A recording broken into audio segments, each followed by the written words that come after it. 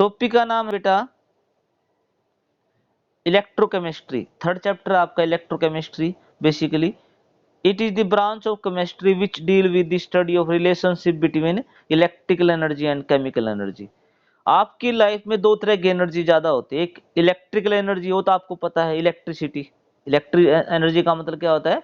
Electricity जो आप use करते हो। केमिकल एनर्जी क्या होती है? जो केमिकल्स होते हैं, आप कोई भी केमिकल यूज करते हो, HCl यूज करते हो, जिंक सल्फेट यूज करते हो, उसके अंदर जो एनर्जी, देखो इंटरनल एनर्जी तो हर चीज के अंदर स्टोर होती है, पानी के अंदर भी है, वाटर के अंदर भी इंटरनल एनर्जी है। तो केमिकल्स के अंदर जो एनर्जी होती है वो केमिकल एनर्जी, और जो इलेक्ट्रिसिटी में एनर्जी होती है इलेक्ट्रिकल एनर्जी। और उन दोनों के रिलेशन के बारे में बताएं, मतलब किस तरीके से आप एक दूसरे को कन्वर्ट कर सकते हो, वो है आपकी इलेक्ट्रोकेमिस्ट्री। वो कौन सी केमिस्ट्री है आपकी? इलेक्ट्रोकेमिस्ट्री। इलेक्ट्रोकेमिकल सेल क्या है? इलेक्ट्रोकेमिकल सेल आप सबसे ज्यादा यूज करते हो, जो केमिकल एनर्जी को इलेक्ट्रिकल एनर्जी में कन्वर्ट करे। The chemical cell which in which chemical energy change into electrical energy is called electrochemical cell. कई नाम है इसके, गैल्वेनिक सेल भी बोल सकते हैं, वोलेटिक सेल भी बोल सकते हैं, ये सब एक ही के नाम है। जिस सेल में केमिकल्स हों और उससे आप इलेक्ट्रिसिटी यूज बनाओ, वो सारे क्या होते हैं? आपके इलेक्ट्रोकेमिकल सेल। मैं एक छोटा सा एग्जांपल देता हूं।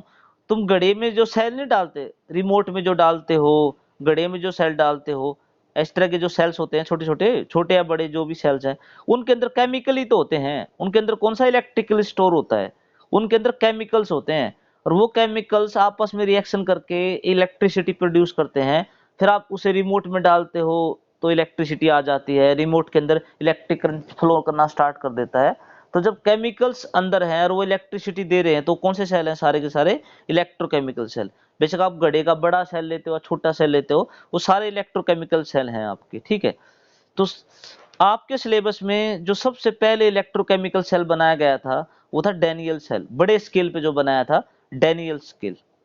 ध्यान रखना, इलेक्ट्रोकेमिकल सेल का एग्जाम्पल है आपके सिलेबस में डैनियल सेल, ठीक है। डैनियल सेल क्या है? इलेक्ट्रोकेमिकल सेल, जिंक और कॉपर इलेक्ट्रोड। यदि आप जिंक और कॉपर इलेक्ट्रोड का यूज करके जो सेल बनाओगे, उसका सेल का नाम क्या होगा? Daniell cell. बच्चे कई बार कंफ्यूज हो जाते हैं। इलेक्ट्रोकेमिकल सेल का एग्जाम्पल है डैनियल सेल। और नाम भी यदि पूछे इलेक्ट्रोकेमिकल सेल के, दूसरे नाम क्या हो सकते हैं?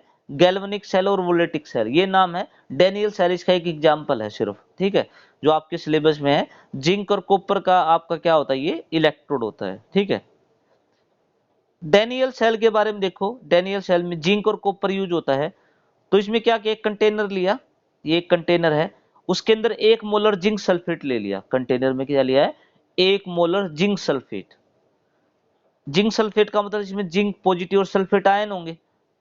और सेकंड क्या किया? एक रोड ले ली इसके अंदर जिंक की, तो उसको बोलेंगे जिंक इलेक्ट्रोड। रोड नहीं बोलेंगे जब कोई रोड अपने ही सॉल्यूशन में, जैसे जिंक की रोड जिंक सल्फेट के सॉल्यूशन में डाली जाती है, तो उसको बोलते हैं इलेक्ट्रोड। समझ में आया इलेक्ट्रोड क्या होता है? जब कोई भी रोड अपने ही सॉल्यूशन में डिप्ट हो जाए तो उसको बोलते हैं इलेक्ट्रोड। तो यहाँ जिंक इलेक्ट्रोड है, जिसका नाम दे दिया एनोड। दूसरी तरफ एक कंटेनर बनाया है, कॉपर का एक कंटेनर है, उसके अंदर 1 मोलर क्या है आपका? कॉपर सल्फेट है। रोड किसकी डाली है? वही कॉपर की। कॉपर की क्या डाली है? रोड, मतलब कॉपर इलेक्ट्रोड ली है, जिसको आप कैथोड बोलते हो। और उनको कनेक्ट किया है वोल्टमीटर से। इन दोनों रोड को किससे किया है? एमीटर से भी कर सकते हो। मॉडर्न में अभी सीधे एमीटर दे रखा है, एनसीईआरटी में वोल्टमीटर दे रखा है। मैं मोस्टली पैरामीटर वो ज्यादा यूज करता हूँ जो एनसीईआरटी में, क्योंकि सीबीएसई की तरफ से तो वही बुक है। तो यहाँ पर आप वोल्ट मीटर एमीटर कोई भी ले सकते हो, कोई बड़ी दिक्कत नहीं है। मैंने वोल्ट मीटर लिया है, ठीक है। ये आप, ये हो गया सारा। बीच में ये सोल्ट ब्रिज होता है। बीच में क्या होता है? ये सोल्ट ब्रिज, ये रहा सोल्ट ब्रिज, जो दोनों सॉल्यूशनों को कनेक्ट करता है। ये ट्यूब होती है, ट्यूब जो दोनों सॉल्यूशन के अंदर जाती है। और इस ट्यूब के अंदर क्या भरा होता है? इस ट्यूब के अंदर K2SO4, साथ में जिलेटिन होता है। जिलेटिन का रोल तो सिर्फ इतना है, K2SO4 को सॉफ्ट रखना। बाकी इसमें सारा रोल K2SO4 का है। K2SO4 किस में टूट सकता है? K पॉजिटिव में और SO4 2 नेगेटिव में। अब क्या क्या फायदे हैं, नुकसान है, वो अभी पता लग जाएगा। देखो, पहली बात तो मैंने इसके बारे में बताया, इसमें है होता क्या है। बस जिंक इलेक्ट्रोड ली है जिंक सल्फेट के सॉल्यूशन में, मैंने कॉपर इलेक्ट्रोड ली है कॉपर सल्फेट के सॉल्यूशन में। दोनों सॉल्यूशनों को दो तरीके से कनेक्ट किया है। यदि मैं एक्सटर्नली देखूं, आउटर सर्किट में देखूं, तो मैंने वायर लिया है, ये रहा वायर। आउटर सर्किट में देखूं तो मैंने दोनों इलेक्ट्रोड को किससे कनेक्ट किया है, वायर से। इंटरनली देखूं मतलब सॉल्यूशन किससे कनेक्ट किया है मैंने, सोल्ट ब्रिज से। मैंने सॉल्यूशन को किससे कनेक्ट किया है, सोल्ट ब्रिज से। Inner circuit is completed by salt bridge. ये मैंने इसकी कंस्ट्रक्शन बता दी। इस पेज में कोई डाउट हो तो बोलो। जो जिंक की तरफ कौन सी रिएक्शन होती है, देखो जिंक करता है ऑक्सीडेशन। जिंक क्या करेगा, 2 इलेक्ट्रॉन देगा और जिंक आयन में चेंज हो जाएगा। मतलब जो रोड का जिंक है वो 2 इलेक्ट्रॉन देके किस में चेंज हो जाएगा, जिंक आयन में, और सोल्यूशन के अंदर आ जाएगा। और 2 इलेक्ट्रॉन जो ये देता है जिंक, वो कौन गेन कर लेता है, कॉपर आयन। जो दूसरी तरफ सॉल्यूशन में कॉपर आयन है वो 2 इलेक्ट्रॉन, देखो तभी तो रिएक्शन पूरी होगी। एक इलेक्ट्रॉन लूज करेगा तो दूसरा क्या करेगा, गेन। जिंक 2 इलेक्ट्रॉन देके आयन में चेंज होता है, ये 2 electron is gain by copper 2 positive. और कॉपर 2 पॉजिटिव इन्हीं 2 इलेक्ट्रॉन को गेन करके, कॉपर 2 पॉजिटिव सॉल्यूशन के अंदर जो कॉपर 2 पॉजिटिव है, इन्हीं 2 इलेक्ट्रॉन को गेन करके किस में चेंज हो जाएगा, कॉपर हो जाएगा। कॉपर में चेंज हो गया सॉलिड स्टेट में। इस तरीके से जिंक पे ऑक्सीडेशन होती है और कॉपर की तरफ क्या होती है, रिडक्शन, गेन ऑफ इलेक्ट्रॉन होता है। बट हमें तो क्या करना, हमें तो ये चाहिए था इलेक्ट्रॉन फ्लो कर जाएं। तो ये कंफर्म हो गया कि इलेक्ट्रॉन मूव करते हैं कहां से, जिंक से, मतलब एनोड से किस तरफ मूव करते हैं, कैथोड की तरफ। मतलब उस वायर में से होते हुए इलेक्ट्रॉन जो हैं वो किसकी तरफ जाएंगे, एनोड से किस तरफ जाएंगे, कैथोड की तरफ। वायर में से होते हुए, इस वायर में से होते हुए। तो आपके इलेक्ट्रॉन इस तरफ जाएंगे तो करंट इस तरफ फ्लो करेगा। हमेशा करंट की डायरेक्शन इलेक्ट्रॉन की डायरेक्शन के अपोजिट होते है, ये ध्यान रखना। कई बार डायरेक्शन पूछ लेते हैं। तो करंट फ्लो कहां से करेगा, कैथोड टू एनोड। एमसीक्यू में आ जाता है, what is the direction of current in electrochemical cell. तो आप कंफ्यूज मत होना, from cathode to anode. Current cathode to anode और इलेक्ट्रॉन एनोड टू कैथोड, दोनों अपोजिट होते हैं, ठीक है। सोल्ट ब्रिज का क्या काम है, सोल्ट ब्रिज का, सोल्ट ब्रिज के बारे में देखो। पहली बात, ये यू शेप की एक गिलास ट्यूब होती है, मैंने बताया, containing electrolyte like K2SO4, KCl, कुछ भी हो सकता है इसके अंदर, KCl भी हो सकता है। विद जिलेटिन, जिलेटिन का रोल मैंने बता दिया, सिर्फ पेस्ट बनाने के लिए जिलेटिन का यूज होता है। इट ट्रांसफर इट्स आयन, ये मेन लाइन है। यदि 1 नंबर में आ जाए what is the function of salt bridge, तो क्या बोलोगे, आपको एक ही लाइन का आंसर क्वेश्चन आता है तो आपको क्या लिखना है, it transfer its ion towards opposite charge electrolyte solution to maintain electrical neutrality। होता क्या, ये इलेक्ट्रोड को न्यूट्रल मेंटेन करता है। कैसे, देखो ये मान लो जिंक है और ये मान लो कॉपर है, और इलेक्ट्रॉन इस तरफ जाते हैं, इलेक्ट्रॉन इससे इस तरफ जाते हैं। जब इलेक्ट्रॉन जाएंगे तो यहाँ कैसा चार्ज बढ़ेगा, पॉजिटिव। इस तरफ जाएंगे तो यहाँ कैसा चार्ज बढ़ जाएगा, नेगेटिव। सॉल्यूशन के अंदर, रोड के ऊपर नहीं, सॉल्यूशन के ऊपर। यदि यहाँ से जब इलेक्ट्रॉन जाएंगे तो यहाँ पॉजिटिव चार्ज बढ़ जाएगा सॉल्यूशन के अंदर, यहाँ जाएंगे तो यहाँ कैसा चार्ज बढ़ेगा, नेगेटिव। तो इसी को न्यूट्रल लगता है। न्यूट्रल कैसे रखेगा, देखो वो क्या करेगा, अपना पॉजिटिव पार्ट तो भेज देगा किसमें, इस सॉल्यूशन में, ट्यूब के थ्रू, और नेगेटिव किसमें भेज देगा, इसमें। ट्यूब में से अपने पॉजिटिव पार्ट को तो भेज देगा नेगेटिव की तरफ, और नेगेटिव का आयन को भेज देगा पॉजिटिव की तरफ, ताकि चार्ज ज्यादा प्रोड्यूस ना हो। क्योंकि जब ज्यादा पॉजिटिव नेगेटिव प्रोड्यूस हो गया तो सेल की वर्किंग पे फर्क पड़ता है। सेल क्या करता है, वर्क अच्छी तरीके से नहीं करता। तो चार्ज को धीरे धीरे क्या करता है, वो न्यूट्रल करता रहता है बीच बीच में, ज्यादा चार्ज प्रोड्यूस ना हो। तो ये किसका काम है बेटा, सोल्ट ब्रिज का। रिप्रेजेंटेशन ऑफ इलेक्ट्रोकेमिकल सेल क्या है, आप इलेक्ट्रोकेमिकल सेल को कैसे रिप्रेजेंट करोगे। तो देखो जिंक, वही लिखो जो आपने किया है। जिंक को आपने किस में चेंज किया है, जिंक आयन में। देखो आपने जिंक को जिंक आयन में चेंज किया है, तो मतलब आपने ऑक्सीडेशन की है। और कंसेंट्रेशन कितनी थी जिंक आयन की, 1 मोलर थी। तो इसको बोलते हैं ऑक्सीडेशन ऑफ सेल। मतलब सेल का आधा हिस्सा जो ऑक्सीडेशन की तरफ है, तो इसको बोलेंगे ऑक्सीडेशन ऑफ सेल। और जो आपका दूसरा हिस्सा है वो क्या रहेगा आपका, कॉपर वाला। भाई कॉपर 2 पॉजिटिव 2 इलेक्ट्रॉन लेके किस में चेंज होता है, कॉपर में। तो कॉपर 2 पॉजिटिव पहले आएगा, बाद में कॉपर आएगा। कंसंट्रेशन 1 मोलर है। ये आपका रिडक्शन ऑफ सेल है, मतलब रिडक्शन वाला आधा वाला हिस्सा उस तरफ वाला। और बीच में आपको क्या यूज करना है, बीच में आपको यूज करना है salt bridge.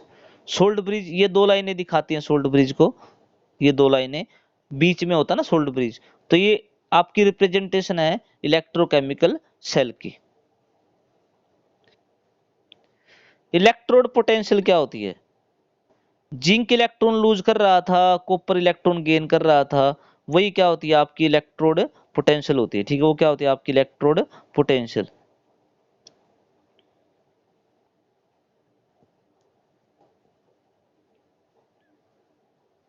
Electrode potential, the tendency of an electrode to lose और gain electron is called electrode potential. कोई भी इलेक्ट्रोड है जब वो इलेक्ट्रॉन देता है या लेता है उसको क्या बोलते हैं, इलेक्ट्रोड पोटेंशियल बोलते हैं। ठीक है, कोई भी इलेक्ट्रोड, वैसे वो जिंक इलेक्ट्रॉन लूज करता है या कॉपर गेन करता है। स्टैंडर्ड इलेक्ट्रोड पोटेंशियल क्या हो जाएगा, आप यहाँ पर स्टैंडर्ड कंडीशन अप्लाई करोगे, the tendency of an electrode to lose और gain electron at standard condition is called standard electrode potential. Means आप यदि स्टैंडर्ड कंडीशन लेते हो तब कोई इलेक्ट्रोड जितने इलेक्ट्रॉन लूज या गेन करता है that is called standard electrode potential. Standard condition के बारे में देखें तो टेम्परेचर 298 रख सकते हो, ये नेसेसरी कंडीशन है। आप कंसेंट्रेशन कितनी रखोगे 1 मोलर, प्रेशर आप 1 बार या 1 एटीएम ले सकते हो।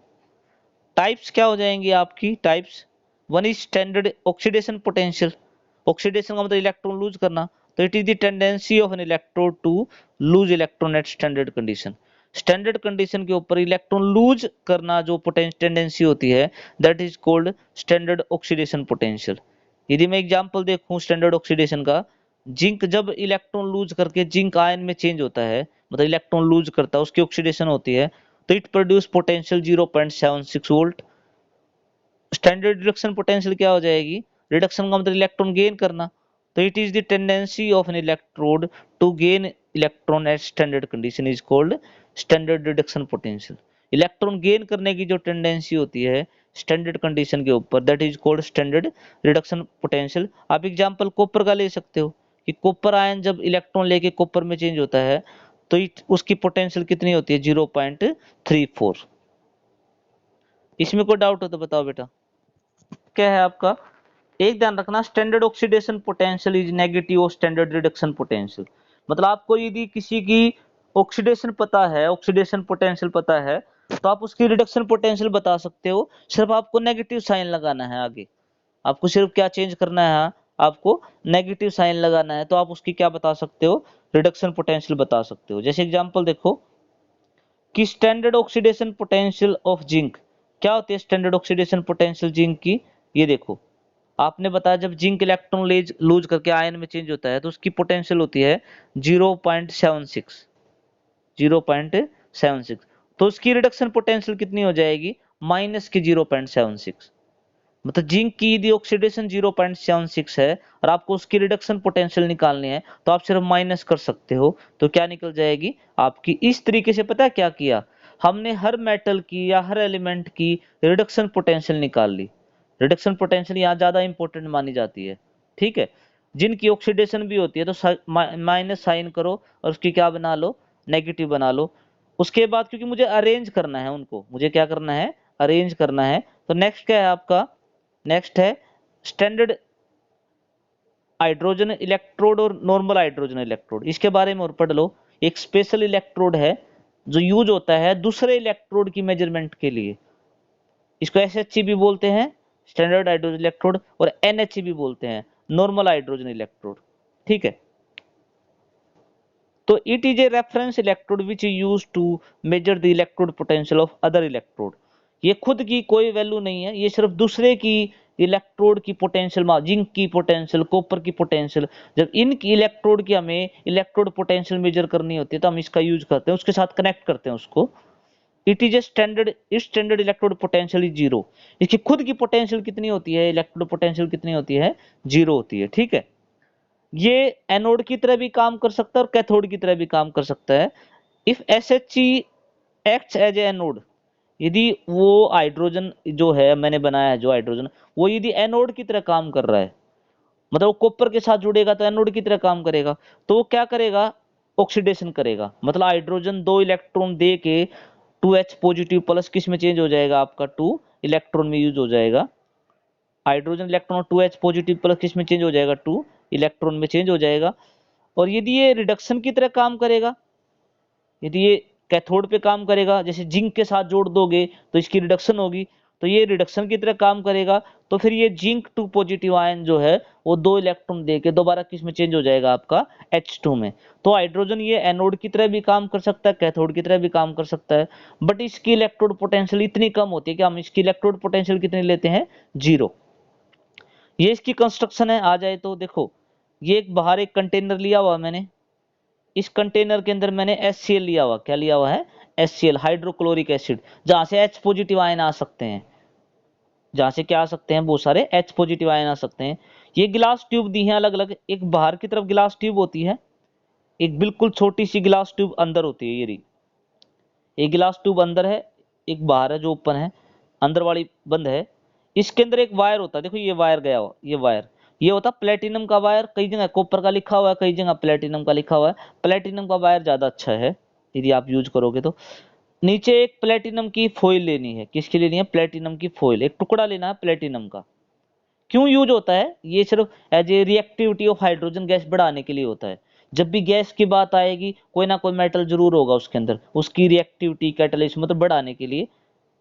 अब इस ट्यूब के अंदर हाइड्रोजन गैस भी भेजी जाती है, क्या भेजी जाती है, यदि वो एनोड की तरह काम करेगा तो चाहे हाइड्रोजन गैस की जरूरत पड़ेगी, कैथोड की तरह जरूरत पड़ेगा तो पॉजिटिव आयन की जरूरत पड़ेगी। तो पॉजिटिव आयन तो मिल जाते हैं HCl से, पर मुझे एनोड की तरह गैस जो चाहिए वो गैस मैं जब भेजता हूं तो इस ट्यूब के अंदर गैस भेजी जाती है 1 बार प्रेशर, क्योंकि स्टैंडर्ड कंडीशन मैंने पहले भी बोला है, तो हाइड्रोजन गैस जब आप भेजोगे तो 1 बार आपका प्रेशर रहना चाहिए। कंसंट्रेशन कितनी रहनी चाहिए, नीचे लिखी हुई मैंने 1 मोलर। टेम्परेचर कितना रखना चाहिए आपको, 298। तो इस तरह ये कई बार 1 नंबर में या 2 नंबर में आ जाए, एक्सप्लेन अबाउट SHE, तो आप ये पूरा एक्सप्लेन कर सकते हो इसके बारे में। यहां तक ये आज के लिए बेटा, इसमें कोई डाउट हो तो बताओ, आज यहीं तक कर लो, इसमें कोई भी डाउट है तो बोलो बेटा।